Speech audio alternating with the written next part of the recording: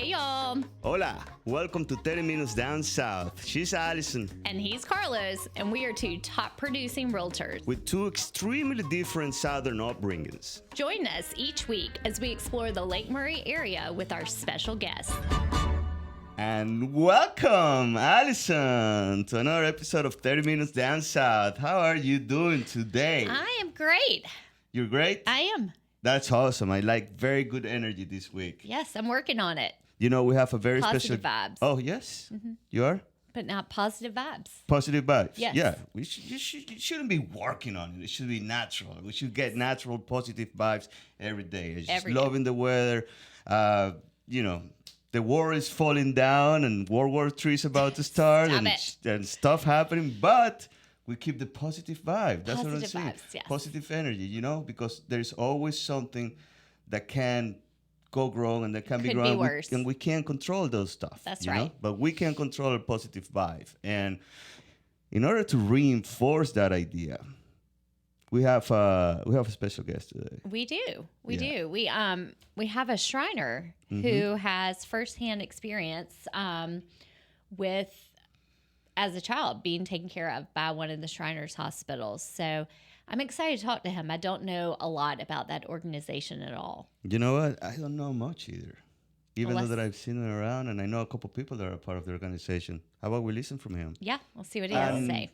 Welcome, Chris Beveridge, to 30 Minutes Down South. How are you, Chris? I'm doing fantastic. How are you? We are great. Thanks so much for taking the time to come on and chat with us today. Oh, yes, ma'am. Anytime. All right, Chris, why don't you tell us a little bit about your story? I believe that you were... Just go ahead. What's your story with the Shriners? Well, my journey with the Shriners started roughly back in 1996. I was about a year and a half old. Our house caught on fire and I was trapped. I suffered severe third-degree burns to both my legs, my left arm.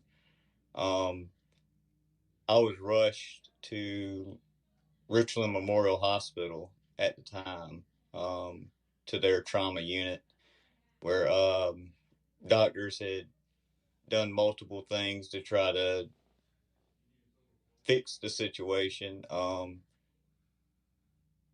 At the time, there was not a whole lot of knowledge on burn victims, especially to that degree. So ultimately, they had given my parents the news that there was one or two options. It was either amputate both my legs, or ultimately I would end up passing away due to the traumatic burns.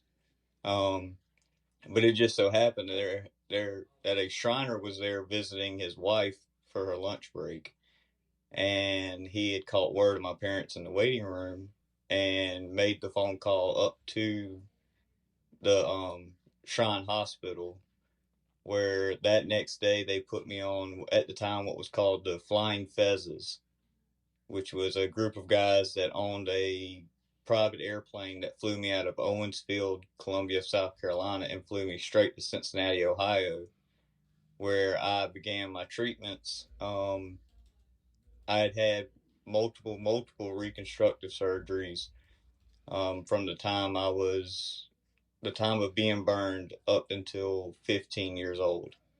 I would have surgeries anywhere from every 6 months or every other year, where I would fly to Cincinnati, Ohio, have my surgeries. I'd spend about 2 to 3 weeks in the hospital, where they would go in, do skin grafts, insert rods and pins in my feet to basically rebuild my feet from nothing. And with that, I went on in middle school and high school. I played multiple sports. I ended up playing baseball, soccer, football. I ran varsity cross country. I ran for the state title 2 times in my high school career. I'm now 29 years old. I have a wife, 2 children. I have an 8-year-old little girl, a 3-year-old little boy. I'm the warehouse operations manager of Ferguson HVAC. I mean, it's a tragedy turned into a beautiful blessing because a lot of people look at something like this and think, "Wow, what a major disadvantage." But the way I see it is a blessing in disguise because throughout my journey through the Shriners, I've met incredible people. I've been able to help other children that have been worse off than I have. Um, it definitely puts a bigger perspective on life that no matter what, um, you can always pull through. You just got to have that faith and that hope. And and speaking on that word of hope, a lot of people just think of hope as, oh, well, I hope I can do this. I hope I can do that. To me, hope stands for hold on, the pain ends. Hold on, the pain ends. That's deep, man. I don't think So, anyone's left you in that quiet and speechless for Yeah. some time. I mean, when you said, your parents had two horrible decisions to make. I mean, correct. there was no good decision. And when you talked about the Shriner overhearing it, to me, that's just one of God's angels on earth in the right place at the right time. Correct. So, And Chris, um, once you were able to get physically and more involved with the Shriners, what was the what's the main, because you go to the websites and you read about the Shriners and what they're all about, and correct. it's nice. Actually, I can read it. It says, it's a fraternity based on fun, fellowship, and Masonic principles of brotherly love, relief, and truth, which is cool, good. But you being involved, how would you describe them? To me, it's people at the end of the day that stop and think, what bigger difference can I make in the world right now? And by giving to the shrine and helping to support what we do, you never know the child's life that you were saving could be the next MVP for a Super Bowl one day. He could be the next greatest boxer to ever step in a ring. He could be the next Grammy winner. He could become the most successful CEO you've ever seen. I mean, you get it's sometimes people want to do a whole lot but just don't know how to do it. But I tell people, well, sometimes you need to invest in other people that can help you put your good deed where it needs to be put, because a lot of people don't realize, they see the Shriners and they're like, oh, they're a children's pediatric hospital.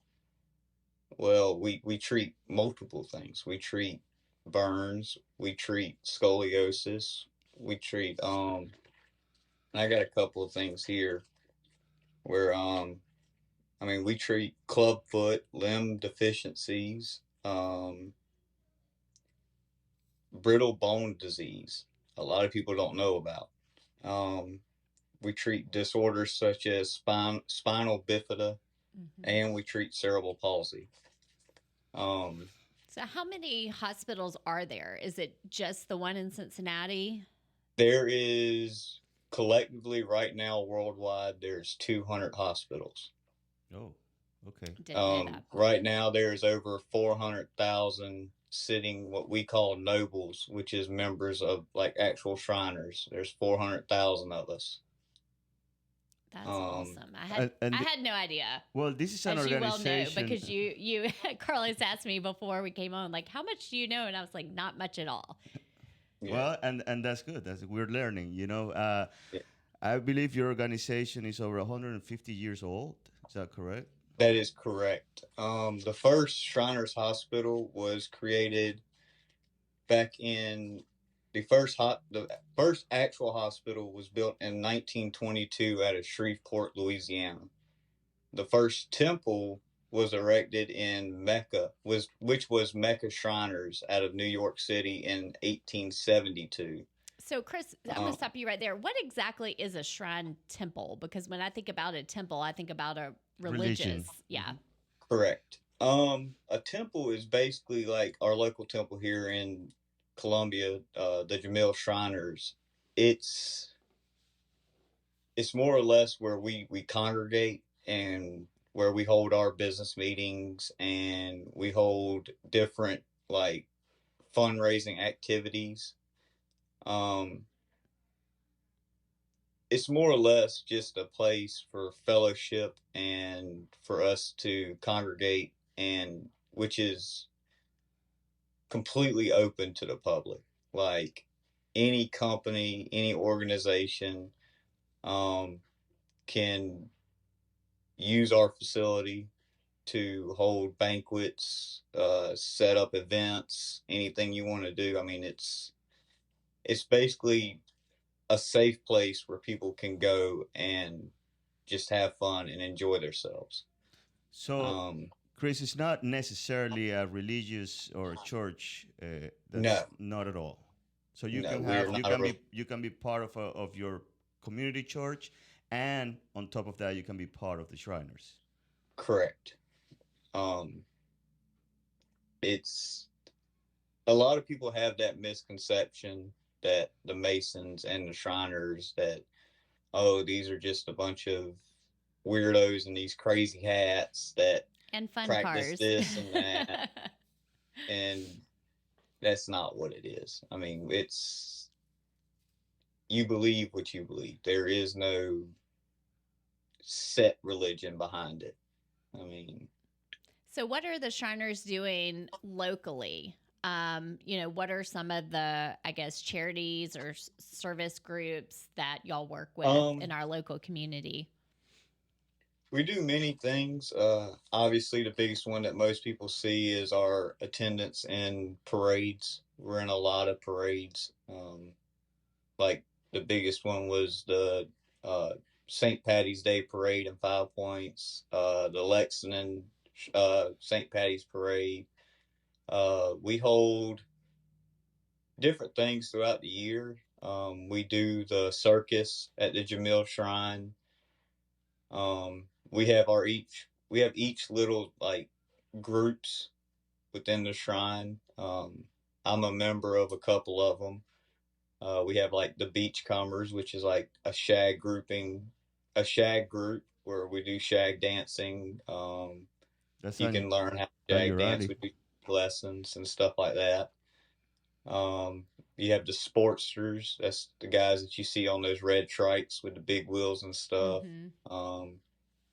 We do a lot of raffles. With the Sportsters, we collaborated with Palmetto State Armory. We're currently doing a raffle with them for gift card giveaways. We're giving away roughly $6,000 in gift cards And with the who does purchase of that it. go to? The gift cards.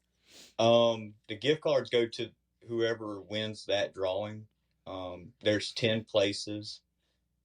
Each drawing is a different amount. Like, let's say, for instance, first place is a $1,200 gift card.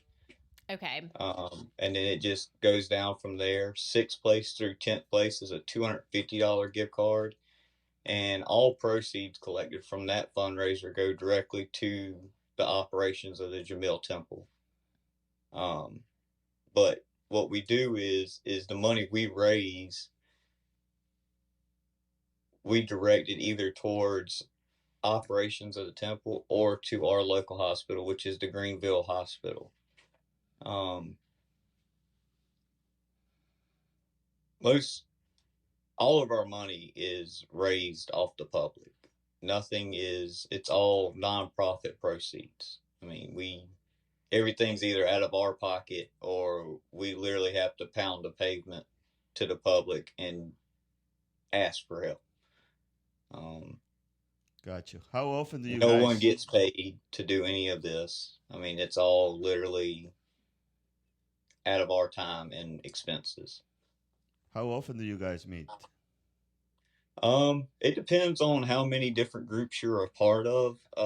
We have what we call a temple business meeting where all the Shriners come in, and we have a meeting at least once a month just to kind of talk over like what our plans are for the following month, what we accomplished, things like that. Um, So I, I've always understood, and probably incorrectly, that you had to kind of be invited in to membership. Can anyone who shows interest join the Shriners? um, anyone can join the shrine. The thing is you have to go through as a Mason. You have to become a Mason first. You just can't come straight into the shrine. Chris, what is a Mason? Yeah, what's the A difference? Mason it's a fraternity. I mean, it's just like your college fraternities. I mean, it's it's a brotherhood of men where all we do is we just help one man become a better man for himself and his family, to help each other prevail and live a better life. And how do you become a Mason? Um, by simply pick any of your local Masonic temples around you, your Masonic lodges. I mean, you can literally, if you see somebody up there, you can literally go up there and ask, "Hey, I would like to join. Can I fill out a petition?" You literally fill out the petition and go from there. Or you can just call up there. Most of them have a marquee sign out front with the phone number, or you can Google them. I mean, Yeah. everything's 100% transparent. The whole idea that it's a secret organization, I mean, it's really not that much of a secret. You can literally Google anything you want to know about it.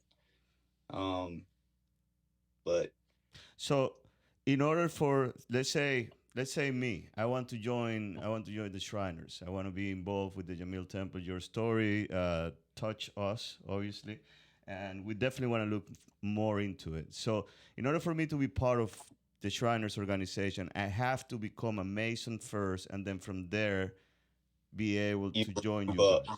shrine, And correct? and the Mason organization is indeed a religious organization, correct or no? No, No. Not it necessarily. is. It's not a religious organization within itself either. Um, Hmm. it's So you could be a Muslim, you could be a Christian, you could be Catholic, you could correct. be You can be a any religious background. non-believer.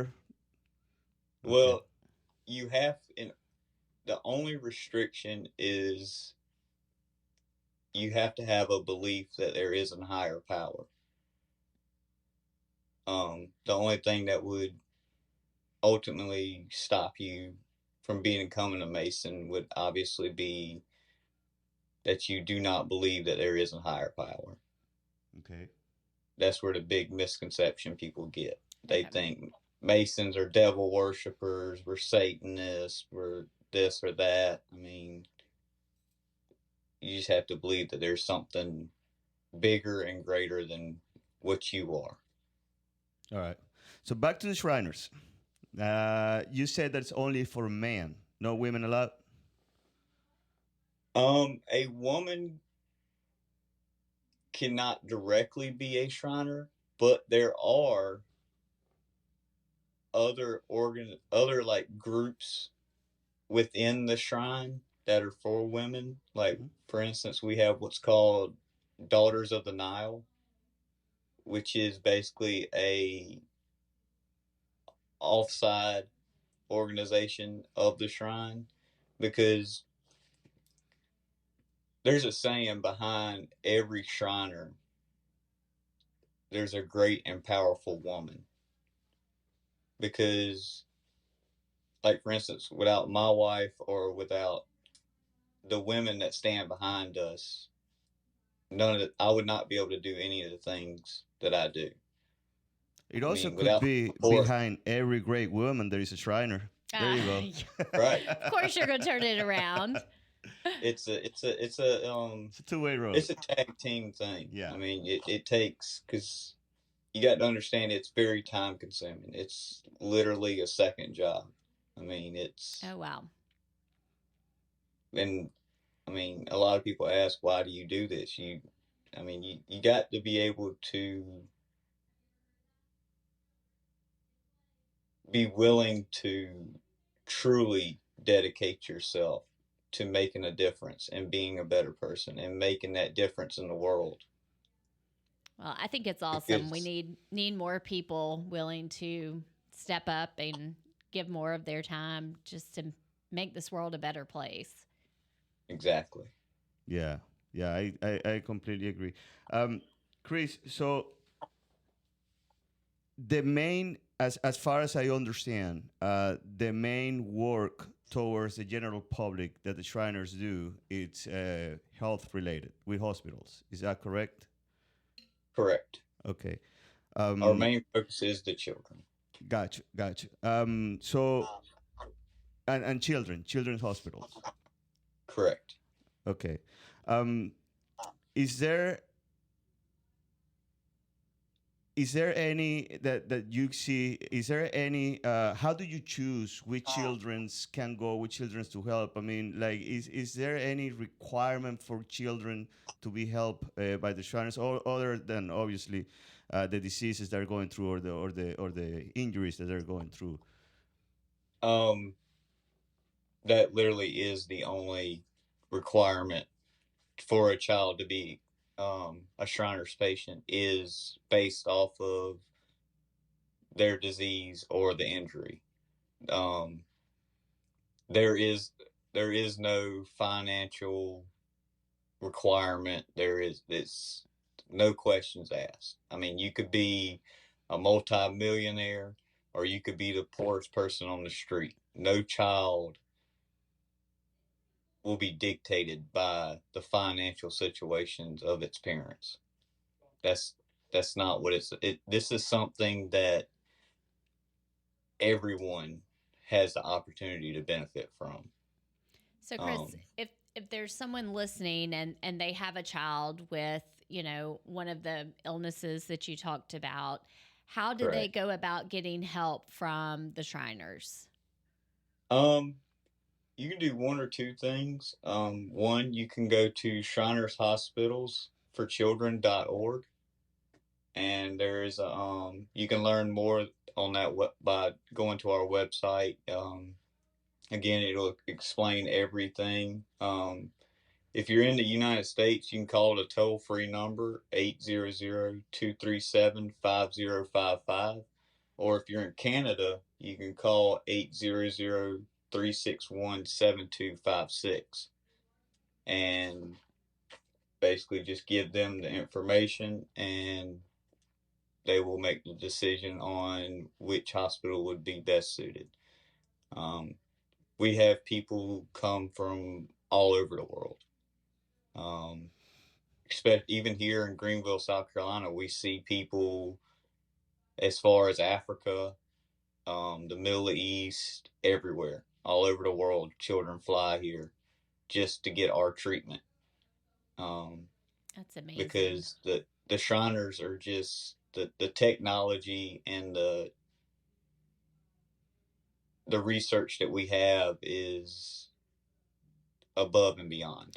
I mean, and the workforce that you use in the hospitals are all made up from Shriners, or that doesn't matter when you hire, say, a nurse or medical or a doctor? Yes, most of our all of our doctors and nurses, I mean, they're your normal doctors and nurses. I mean, there is no special connection to the shrine. I mean, they operate, they're paid and everything just like a normal doctor and nurse. But they're just a higher caliber of doctors. I mean, they're just the best of the best in the world that do this. I mean, we have research facilities where we're constantly pushing the limits of medicine and coming up with new ways of research. For instance, going back to like me, I was a burn patient. There are some children out there that are just so severely burned throughout most of their body, they don't have the skin to make a graft, to graft new skin on their body. Well, with the Shriners, they have the technology, and I'm one of the people that they use. Um, they literally take a sample of skin, like they took from my body, a 1 by 1 square, 1 inch by 1 inch square of skin, and they take that in a lab and they will grow it into a full sheet of skin, and then take that skin and they have the ability to transplant that skin to another patient to be able to reconstruct their face or their hands or whatever. That way they can have somewhat of a normal appearance. Well, But there are many things like that. Well, it sounds like, I mean, just incredible things are going on with the Shriners and the children that they're helping. So thank you so much for sharing your personal story and yes. all the good that the Shriners are doing. Yeah, that is amazing, Chris, and definitely we understand there is a ton of layers that we can peel off and learn about your organization and learn about all the benefits and all the kids, and I bet that there in 150 years, I can't imagine how many millions of stories are out there of people that have benefited from your hard work and the people that commit to your organization. Correct. Yeah. Correct. Yeah. So. And there's numerous celebrities that people don't even realize that are actually Shriners. For instance, country singer Brad Paisley, he's a Shriner. Now There's the top secret stuff.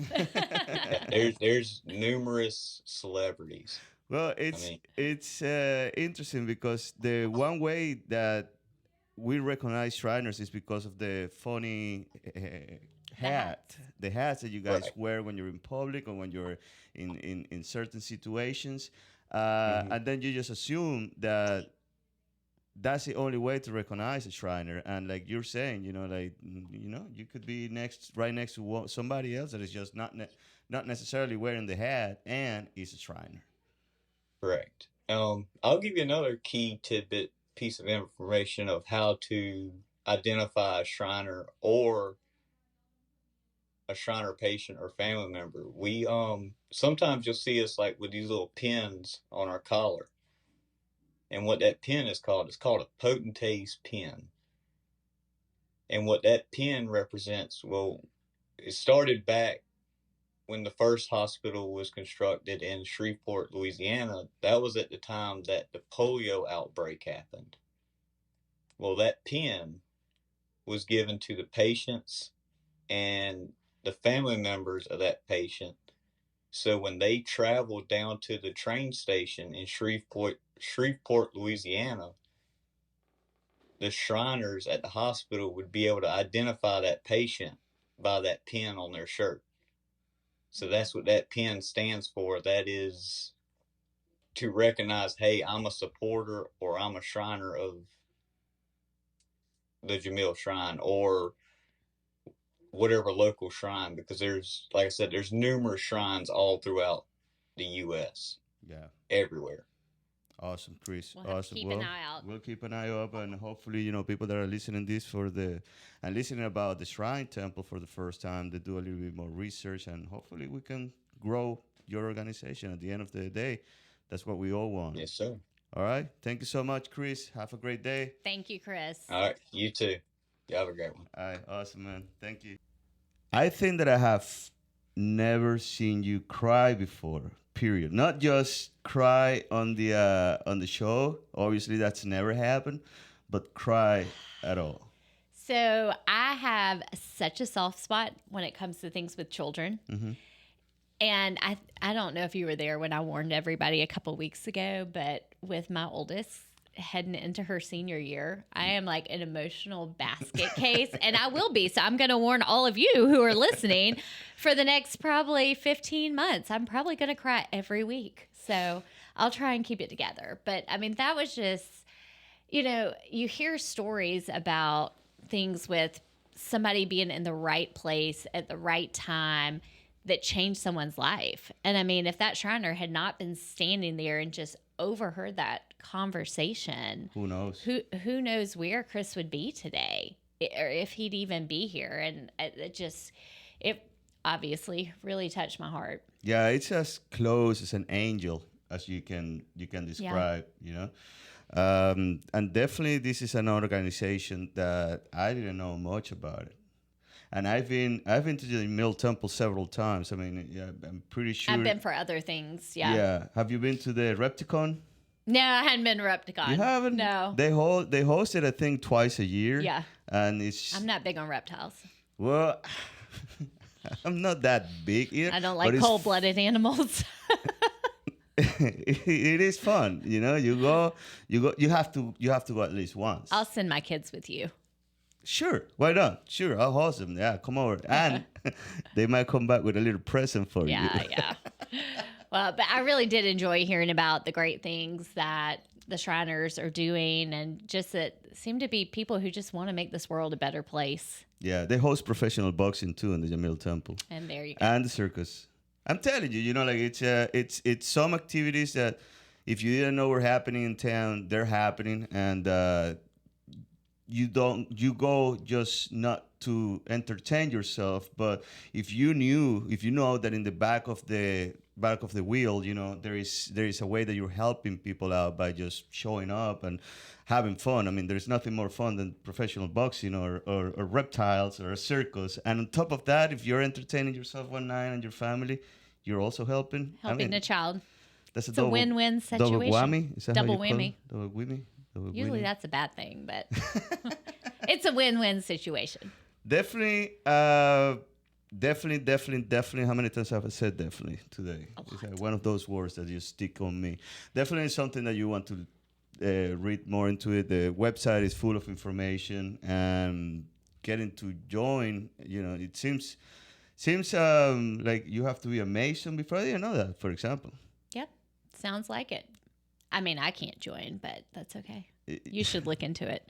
Maybe one day they will open their doors for. That's all right. I mean, some things need to be kept the way they are. Well, it's 150 years, so definitely they know what works. Keep the tradition. And what doesn't, you know. So anyway, 30 minutes on the nose. That's it. Allison. All right. Hope see you y'all enjoyed next this week. show, and see you next week. Every Wednesday. Bye. Hump day. Bye.